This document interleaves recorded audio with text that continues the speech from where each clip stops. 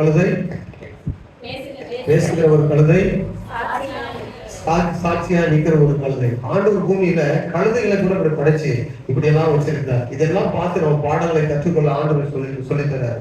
இயேசுவை சுமக்கிற ஒரு கழுதையா நம்ம இருக்கும்போது ஆண்டுடைய நாமம் மகிமைப்படும். இயேசுக்காக பேசுகிற கழுதையா இருக்கும்போது நம்மளும் அநேக ஜனங்கள் இயேசுக்காக வருவார்கள். இயேசுக்காக சாட்சியா நிக்கிற போது ஒரு தேவன் இருக்கிறார் என்பதை உங்களை பார்த்து கண்டுகொள்வார்கள். எந்த கழுதையாவது சிங்கத்து பக்கத்தில் நிற்க முடியுமா? கவனிங்க, நீங்க உலகத்துல எதை கண்டும் பயப்படாத ஒரு பயங்கரமான ஒரு தைரியத்தை, ஒரு நல்ல ஆவியை நம்ம கற்று தந்திருக்கிறார். அது என்ன ஆவின்னு சொன்னா பாருங்க, 2 தீமோத்தேயு புத்தகம் 1ஆம் அதிகாரம் 8ஆம் வசனம். அதான் வாசித்தீங்களா? சரி, 7ஆம் வசனம் வாசிங்க சார். கொஞ்சம் கீழே இறங்கி, கொஞ்சம் மேலே இறங்கி. தேவன் நமக்கு பயமுள்ள ஆவியை கொடாமல் பலமும் அன்பும் தெளிந்த புத்தியும் உள்ள ஆவியை. ஒரு பக்கத்துல ஒரு அசைத்து, அவங்களை பார்த்து ஒரு அசைத்து சொல்லுங்க பார்ப்போம். உங்களை எப்படி கொடுத்திருக்கிறார்? உங்களுக்கு என்ன ஆவியை கொடுத்திருக்கிறார்? என்ன ஆவியை கொடுத்திருக்கிறார்? சத்தமா சொல்லுங்க. என்ன ஆவியை கொடுத்திருக்கிறார்? பலமும் அன்பும் தெளிந்த புத்தியும் உள்ள ஆவியை. எந்த ஆவியை கொடுக்கல? பயமுள்ள ஆவியை கொடுக்கல. இந்த கழுதைக்கு பயமே கிடையாது. ஆளை கொன்று போட்டுச்சு சிங்கம். இந்த மனுஷனே முறித்து போட்டது, அவனே சிங்கத்தை ஒன்றும் பண்ண முடியல. ஆனா இங்க பார்க்கிறோம், அந்த சிங்கத்துக்கு அந்த கொன்று போடப்பட்ட மனுஷன் பக்கத்துல அப்படியே நின்று கொண்டே இருக்குது. இதுதான் சாட்சி. அப்போ கெஜிக்கிற சிங்கம் போல பிசாசு எழுப்பி எவனை நிலுங்கலாமோ என்று வகை தேடி சுற்றி திரிந்தாலும் அவனுக்கு எதிர்த்து நில்லுங்கள், அப்பொழுது அவன் விட்டு ஓடி போவான். சகல சத்துடைய வல்லமையை மேற்கொள்ள அதிகாரத்தை கர்த்தர் கொடுத்திருக்கிறார். எந்த பிசாசுகளை மேற்கொள்ள முடியாது. ஆமென் சொல்லுங்க சத்தமா. அல்லேலூயா. நமக்குள்ள இருக்கிற ஆவி என்ன தெரியுமா? அது என்ன ஆவி?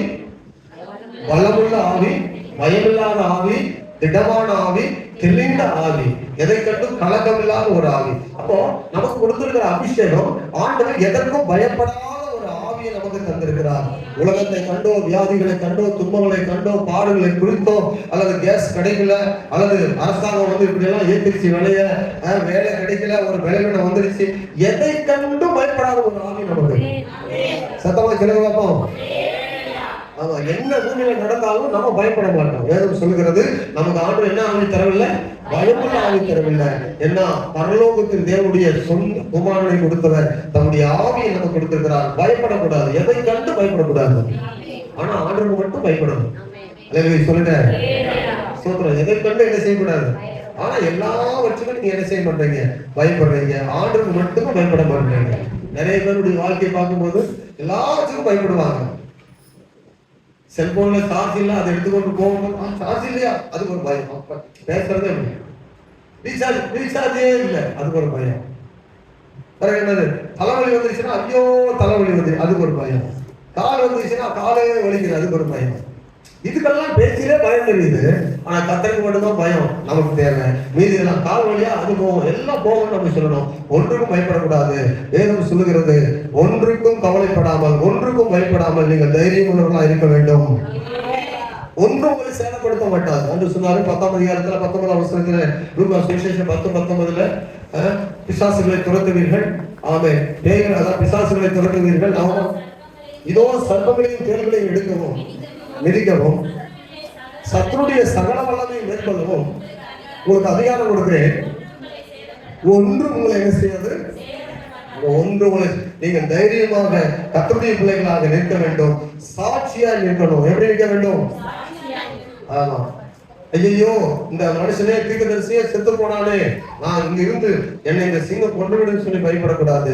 சாட்சியாய் நின்றால் பிசாசு உங்களை ஒன்றுமே செய்ய முடியாது. ரட்சிக்கப்பட்ட கர்த்தருடைய பிள்ளைகள், அபிஷேகம் பண்ணப்பட்ட கர்த்தருடைய பிள்ளைகளை பிசாசு தொடரவே முடியாது. சொல்லுங்க. உங்களை கொடுந்தா ஆண்டு சொல்றாரு, உங்களை கொடுக்கிறவன் என் கண்மணியே. ஆணுடைய அனுமதி இல்லாமல் நம்ம தலையில் உள்ள ஒரு முடியாக என்ன செய்யாது இல்லாது. அதனால சீக்கிரம் எடுத்துட்டு எத்தனை முடி வந்திருக்கோ ஆண்டு சொல்றேன்னு சொல்லணும். ஐயோ முடி போச்சுன்னு சொல்லக்கூடாது. என்ன சொல்லக்கூடாது? சகோதரி எப்ப பார்த்தாலும் முடிவிலேயே பிரச்சனை, எனக்கு முடியே போச்சு. ஆண்டு சொல்லணும். சீக்கிரம் உடனே ஆண்டவரே உங்களுடைய வசனம் சொல்லுகிறது, ஒரு சித்தம் இல்லாமல் ஒரு முடியாக என்ன செய்யாது. இப்ப 10 முடி எழுந்துருச்சு, உங்க சித்தம் தான் சோட்டர் ஆண்டவரே அப்படின்னு சொன்னா அடுத்தது 10 வந்துடும். அவன் சொல்லல. சத்தமா சொல்லுங்க.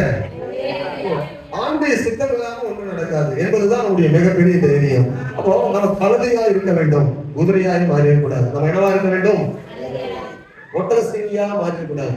ஆண்டவர் சொல்றாரு, நல்ல ஆடுகளா இருக்கணும்னு சொல்றாரு, செம்மறி ஆடுகளா இருக்கணும்னு சொல்றாரு, கழுதையா இருக்கணும்னு சொல்றாரு, புறாவா இருக்கணும்னு சொல்றாரு, அப்புறம் நல்ல சுபாவம் உள்ள மிருகங்களா இருக்கணும்னு சொல்றாரு. அல்லேலூயா. தேவனுடைய அதாவது காலங்களை அறிகிற பட்சி பறவைகளா இருக்கணும். காகத்தை போல இருங்க, காகத்தை கவனித்து பாருங்க, அதெல்லாம் பறக்கிறது, எதை குறித்து கவலையும் இருக்கிறது, அதெல்லாம் பார்த்து எல்லாவற்றையும் அதெல்லாம் பார்த்து நீங்கள் கவனமா நடங்க, கவலைப்படாதீங்க, பயப்படாதீங்க, காட்டு புஷ்பங்களை பாருங்க, உங்களை உடுத்து வைப்ப என்னென்ன ஆண்டு சொல்றாரு. ஆண்டுடைய பிள்ளைகள் இயற்கையை மட்டுமல்ல, மிருகங்களை மட்டுமல்ல, பறவைகளை மட்டுமல்ல, எல்லாம் பார்த்து பார்த்து அவருக்காக நம்ம வாழ நிறைய காரியங்களை ஆண்டவர் நம்ம கற்றுக் கொடுக்கிறார். ஒரு கழுதை குட்டி ஆண்டவருக்கு தேவை, அதை அவிழ்த்துக் கொண்டு வாருங்கள் என்று சொன்ன போது அது எதற்கு தேவையா இருந்தது என்றால் இயேசுவை சுமப்பதற்கு தேவையா இருந்தது. அல்லேலூயா. 3 கழுதையை பார்த்தோம். 4வது செத்து போன ஒரு கழுதை, 4வது செத்து போன ஒரு கழுதை. ஒரு செத்து போன முழு கழுதை கூட கிடையாது, ஒரே ஒரு எலும்பு வேதம் சொல்லுகிறது. ஆண்டவர் ஏன் அந்த எலும்பை குறிக்கிறார்? அந்த கழுதையினுடைய ஆமென் இவ்வளவு காரியங்களை கற்றுக்கொண்ட ஒரு எலும்பை குறித்து கூட ஆண்டவர் சொல்றாரு. நியாயாதிபதிகள் 15:16 15:15-16 2 வசனம். நியாயாதிபதிகள் 15:15 உடனே அவன் ஒரு கழுதையின் பச்சை தாடை எலும்பை எடுத்து கண்டு அதை எடுத்து ஒரு கழுதையுடைய தாடை எலும்பை எடுத்து 1000 பேரை கொன்றான். அல்லேலூயா. நான் சொல்றேன், இது இயேசு சுமந்த கழுதையை விட பலமான கழுதையா இருக்கு. சத்தமா சொல்லுங்க. என்ன கழுதையுடைய தாடை எலும்பு அவ்வளவு வலுவா படைச்சிருக்கிறாரு. ஒரு எலும்பை வைத்து இவ்வளவு பெரிய வெற்றிய சிம்சோனுக்கு கொடுக்கிறாரு. அப்போ நாமும் கர்த்தருடைய கரத்துல ஒரு ஆயுதமா இருந்தா நம்மை கொண்டு அநேக ஜனங்களை தம்பாக்க திரும்ப அவர் வல்லவர். செத்து போன ஒரு கழுதை தாடை எலும்பு கூட இவ்வளவு பெரிய காரியங்கள் செய்யலாம். நம்ம எல்லாம் உயிர் உள்ளவர்கள். எத்தனை பேர் ஆமென் சொல்றீங்க? இயேசுவை சுமக்கணும், இயேசுவுக்காக பேசணும், இயேசுவுக்காக பேசணும். அடுத்தது இயேசுவுக்காக சாட்சியா நிக்கணும். அல்லேலூயா. சொல்லப்படுது அப்போஸ்தலர் 1:8 பரிசுத்தாவின் இடத்துல வரும்போது நீங்கள் பலனடைந்து யூதேயாவிலும் எருசலேமிலும் யூதேயாவிலும் சமாரியாவிலும் உலகத்தினுடைய பூமியின் கடைசி வரைக்கும் எனக்கு சாட்சிகளா இருப்பீர்கள். நம்ம சாட்சிகளா இருக்கணும். எப்படி இருக்கணும்? அல்லேலூயா சொல்லுங்க. ஒரு பாஸ்டர் சொன்னாரு, போன வாரம் வந்தாரு சென்னையில இருந்து ஒரு பாஸ்டர். அவர் சொன்னாரு, நாங்க இருக்கிற தெருவு ஒரு தெருவுல நிறைய பேர் அச்சீவ் பண்ணாம இருக்காங்க. ஒரு நாள் இந்த எங்க சர்ச்சுக்கு அடுத்த 3வது வீடு தெருவுல ஒரு அம்மா இருந்தாங்க. ஐயா சொல்றேன்னு சொன்னாங்க. அம்மா சொல்றோம், உங்க சர்ச்சைக்கு வந்து ஆசையா இருக்கு ஐயா, உங்க சர்ச்சைக்கு வந்தா நானும் கடவுள்கிட்ட ஜெபம் பண்ணான்னு ஆசையா இருக்கு அப்படின்னு சொல்லிட்டு, வாங்கம்மா உங்களுக்கு என்ன தடை இருக்குது, நான் உங்களுக்காக தான் ஆலயத்தை திறந்து வச்சிருக்கிறேன். பாஸ்டர் சொல்லும்போது நான் அங்க போறா பாருங்க, அவளாலதான் சர்ச்சைக்கே வரல சொன்னாரா. அந்த அம்மாவை காட்டியே சொல்றாரு, அந்த அம்மாவை காட்டி அவளால தான் நான் சர்ச்சைக்கே வரல. அப்ப என்ன சாட்சி பாருங்க. அல்லேலூயா. துக்கமா இருக்காது பாஸ்டருக்கு. இவரு உலகால் போட்டு ஜெபம் பண்றாரு. ஒரு ஆளை சபைக்குள்ள வரவிடாத அளவுக்கு சுபாவம் சபைக்குள்ள இருக்கு, சாட்சியற்ற வாழ்க்கை இருக்கு, கடினமான மனம் இருக்குது, சண்டைக்கு ஒரு குணம் இருக்குது, அன்பற்ற ஒரு இருதயம் இருக்குது, மற்றவங்க மேல பரிதாபப்படுகிற குணம் இல்லை, அவளை பார்த்து மன்னித்து வாங்கிட்டு பேசக்கூடிய தன்மை இல்லை, சாட்சியற்ற தன்மையினால நிறைய பேர் இருக்கிறாங்க. ஆண்டுடைய பிள்ளைகளை நாம் அப்படி இல்லை, நம்ம சாட்சிகளா நிற்க வேண்டும். சத்தமா சொல்லுங்க. நீங்கள் நானும் சாட்சிகளை என்ன செய்ய வேண்டும்? நிற்க வேண்டும். நீங்கள் ஒருவேளை அநேகருக்கு எனக்கு ரொம்ப சந்தோஷம் என்னன்னா, நீங்க நிறைய பேர் செயல்படுறீங்க. நான் நைட்லாம் நினைச்சு பார்த்தேன், நல்லா நிறைய பேர் ஆத்மாரி பண்றீங்க, சுவிசேஷம் சொன்னீங்க, தீவிரமா கீழ்படுவீங்க, செலுத்து வரைங்க, எல்லாம் உங்களை எழுப்பி விட்டு பார்த்தா மற்றவங்க கொஞ்சம் பேர் இருப்பாங்க, அவ்வளவு துக்கமா இருக்கும். மற்றவங்க சொல்றோம் சத்தமா பார்ப்போம். ஆத்மாதாயம் பண்றீங்க, சுவிசேஷம் பண்றீங்க, ஊழியத்துக்கு போறீங்க, நிறைய காரியம் செய்றீங்க, ஜெபத்துக்கு வர்றீங்க, நிறைய காரியங்கள் உங்களை எழுப்பி விட்டா பெரும்பாலும் எழுப்பி நிற்பீங்க. சிலர் எழுப்பி இருப்பாங்க. இவ்வளவு கீழ்படுவீங்க, கர்த்தர்களை பார்க்கிறார். ஆண்டவருக்கு வைங்க. இப்படி நம்ம இருக்கிற நம்முடைய வாழ்க்கையில இப்படி சாட்சியா நம்ம ஓடி இவ்வளவு பிரயாசப்படுகிற நம்முடைய வாழ்க்கையை கொண்டு ஆண்டவர் இந்த பூமியில இந்த காரியங்களை செய்து கொண்டிருக்கிற நம்மை கொண்டு அவருடைய சித்தத்தை கண்டிப்பா நிறைவேற்றுவார்.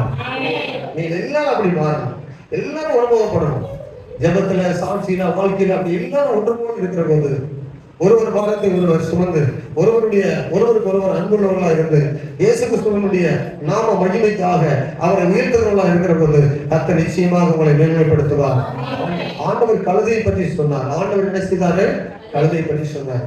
எத்தனையோ கழுதை இருந்தது, ஆனா ஒரு கழுதை தெரிந்து கொண்டார். எத்தனையோ உலகத்துல கோடி மக்கள் இருக்கிறாங்க, உங்களை என்னையும் ஒரு நபர்களாய் ஆண்டவர் தெரிந்து கொண்டார். ஆமென். தெரிந்து கொண்டாரா இல்லையா? சத்தமா சொல்லுங்க. இந்திய தேசத்துல 150 கோடி ஜனங்கள் இருக்கிறாங்க. 150 கோடி ஜனங்கள்ல நீங்களும் நானும் பரலோகவாசிகளாக இயேசு கிறிஸ்துவின் இரத்தத்தால் நீக்கப்பட்ட ஒரு கூட்டத்தில் ஒரு நபராக இருக்கும்படி தெரிந்து கொண்டார். ஆண்டவர் தெரிந்து கொண்டார். எத்தனையோ அந்த ஊருக்குள்ள கழுதை இருந்திருக்கும். நீங்க கற்பனை பண்ணி பாருங்களேன். நான் அந்த வசனத்தை விட்டு அப்படியே போயிட்டேன். எனக்கு அந்த ஊருக்குள்ளேயே மனசெல்லாம் சுத்திட்டே இருந்துச்சு. இயேசு கடைசி கவனம் வருவதற்கு ஒரு கழுதையை தேடும்போது எத்தனையோ கழுதை இருந்தது. ஆனால் அவர் ஒரு கழுதையை குறிப்பிட்டு சொன்னாரு. இருவழி சந்தையில் ஊருக்குள் நுழைகிற போது ஒரு கழுதையோடு குட்டியும் கட்டியிருக்க காண்பீர்கள், அதை அவிழ்த்து கொண்டு வாருங்கள். அதுதான் ஒருவர் மேல ஒரு காலம் ஒருவர் ஏறாத ஒரு கழுதை, அது எனக்கு ஏற்படுத்தப்பட்டது, அதை கொண்டு வாருங்கள் என்று சொன்னார். அல்லேலூயா. விசுவாசிக்கிறீங்களா? அப்படிப்பட்ட ஒரு நபர் தான் நான் எதிர்த்து விசுவாசிக்கிறீங்க? புரியல உங்களுக்கு? அந்த கழுதையை குறித்து ஆண்டவர் சொன்னாரு. அப்படிப்பட்ட ஒரு நபர் தான் நானும் தேவனால் தெரிந்து கொள்ளப்பட்ட மனுஷன். எத்தனை பேர் விசுவாசிக்கிறீங்க? ஆமா, நீ விசுவாசித்தால் தேவ மகிமையை காண்பீர்கள். ஆண்டவர் உங்களை தெரிந்து கொண்டது உண்மை, உங்களை அழைத்தது உண்மை, உங்களோடு பேசுவது உண்மை. இயேசுவை நீங்க சுமக்கிறீங்க பாருங்க, உங்களை சுற்றிலும் மகிமை கண்டிப்பா வந்து தேரும். ஆமென். உங்களை பற்றி சாட்சி சொல்லணும். என்ன சாட்சி? ஒரு இடத்துல நான் போன் பண்ணேன். சார் இப்படி ஒரு சின்ன கூட்டம் இருக்குது, ஒரு ஊழியம் இருக்குது, நீங்க வரீங்களான்னு. சார் அவர் சொன்னாரு என் காதுல, நீங்க சொன்னா அது சரியா இருக்கணும் நான் நம்புறேன், ஆனா என்னால வர முடியல, நான் வருந்துகிறேன். அப்போ அவர் இங்க இல்ல, என்ன 2 நாள் தான் பார்த்துருக்காரு. ஒரு வேலை கூட இருந்து நிறைய நாள் பார்க்கல. நீங்க எத்தனை பேர் என்னை நம்புறீங்கன்னு தெரியல. முதலாவது ஒரு ஊழியக்காரனா விசுவாசிக்க அந்த ஊழியக்காரன் நம்புறவங்களா இருந்தா மட்டும்தான் அவங்க பிரசனத்துக்கு கீழ்படிவாங்க. நம்பாதவங்களா தான் கீழ்படியவே மாட்டாங்க. எதுக்கு சொல்றோம்? முதலாவது ஒரு மனுஷனா நம்பணும், 2வது ஊழியக்காரனா நம்பணும், 3வது சொல்றதை நான் கேட்பேங்கிற விசுவாசம் உண்டானதான் நீங்க நம்புறீங்கன்னு அர்த்தம். ஊழியக்காரர் சொல்றாரு, நமக்காக சொல்றாரு, சபைக்காக சொல்றாரு, இதை செய்தா நமக்கு ஆசீர்வாதம், சபைக்கு ஆசீர்வாதம், நம்ம குடும்பங்களுக்கு ஆசீர்வாதம், நம்முடைய பிள்ளைகளுக்கு ஆசீர்வாதம், நம்ம இதை செய்யணும்னு சொல்லி அந்த உண்மையான மனம் நமக்கு இருக்கும்போது கர்த்தர் உங்களை ஆசீர்வதிக்கிறவரா இருப்பார். அல்லேலூயா. ஆகவே இந்த ஊருக்குள்ள நான் சொல்ல வரும்போது இப்படி ஒரு வார்த்தை நான் சொல்லி முடிக்கிறேன். அந்த ஊருக்குள்ள எத்தனையோ கழுதை. இன்னைக்கு அந்த நாட்கள்ல கழுதை தான் நிறைய வீட்டுல வளர்த்தாங்க. அப்படித்தானே? சுமை சுமப்பதற்கு குறைந்தபட்சம் எல்லா வீட்லையும் கழுதைகள் இருக்குது. பெரும்பாலும் 100க்கு அதிகபட்சம் 50 வீடுகளுக்கு அதிகமா கழுதைகள் இருந்திருக்காதா? சிறுவன் தேசத்தை பொறுத்த வரைக்கும் மேடுகாடான பகுதிகள், பிரயாணம் பண்ணுவதற்கு கழுதைகள் நிறைய எகிப்திலிருந்து கொண்டு வந்தாங்க. அந்த தேசத்துல நிறைய வளர்த்தாங்க. அந்த கழுதை நிறைய இருந்தது. இப்படி எல்லா பகுதியிலும் ஊருக்குள்ள நிறைய இருந்தவங்க கூட ஆண்டவரோட குறிப்பிட்டு சொன்னாரு. அந்த குறிப்பிட்டு சொன்னதுல எப்படி அவர் கண்டு கொண்டாரோ அது போல அது குறிப்பாக அழைக்கப்பட்டவர்கள் தான் நீங்களும் நானும். சத்தமா அல்லேலூயா. உங்களை குறித்து நீங்கள் உங்கள் மேல ஆண்டவருடைய மகிமை இருக்கும்போது உங்களை பார்த்து மற்றவங்க அல்லேலூயா ஓசனான்னு சொல்லுவாங்க. இந்த மனுஷிக்காக கர்த்தருக்கு ஸ்தோத்திரம் அப்படின்னு சொன்னாங்கன்னா ஓசனான்னு அர்த்தம். ஐயோ இந்த மனுஷியா கர்த்தருக்குள்ள போனா போகவே கூடாதுன்னு சொன்னாங்கன்னா அது ரொம்ப கஷ்டம். அல்லேலூயா. இந்த மனுஷியா கர்த்தருக்குள்ள போனா ஐயோ போகவே கூடாது அப்படின்னு சொல்லக்கூடாது. இந்த மனுஷி சபைக்கு போறதுதான் ஆண்டவருக்கு ஸ்தோத்திரம் சொன்னாரு. ஏன் பண்ண போறோம்? அல்லேலூயா. அதனால ஆண்டுடைய பிள்ளைகள் உங்களை குறித்து ஊர்ல சாட்சி வந்துட்டே இருக்கணும். முன்னாலே நல்லா தான் ஜெபம் பண்ணாங்க, ஆனா இப்பெல்லாம் மோசம். முன்னாலே நல்லா தான் ஊழி செய்தாங்க, இப்பெல்லாம் மோசம். முன்னாடியே நல்லா அன்பா இருந்தாங்க, இப்பெல்லாம் வேற இவங்களுக்கு கலவரக்காரா மாறிட்டாங்க. முன்னெல்லாம் நல்லா சொன்னா கீழ்படிவாங்க, இப்பெல்லாம் இவங்களும் கீழ்படிக்கிற மாதிரி தெரியல. அப்படியே எங்கிற ஒரு லிஸ்ட்டுக்கு நான் போயிடவே கூடாது. சத்தமாய் சொல்லுங்க. எப்போதும் நல்ல பிள்ளைகளா யாருக்கு? இயேசு. எப்போதும் செல்ல பிள்ளைகளா யாருக்கு? ஆண்டவருக்கு. அல்லேலூயா. எப்போதும் நல்ல பிள்ளைகளா எங்க? சபையில. எப்போதும் நல்லவர்களா. ஒரு காலத்துல தான் நல்லவர்களா இருந்தோம், இப்ப நாங்க அப்படி இல்லை அப்படின்னு ஒரு நிலைமைக்கு நம்ம தள்ளப்படக்கூடாது.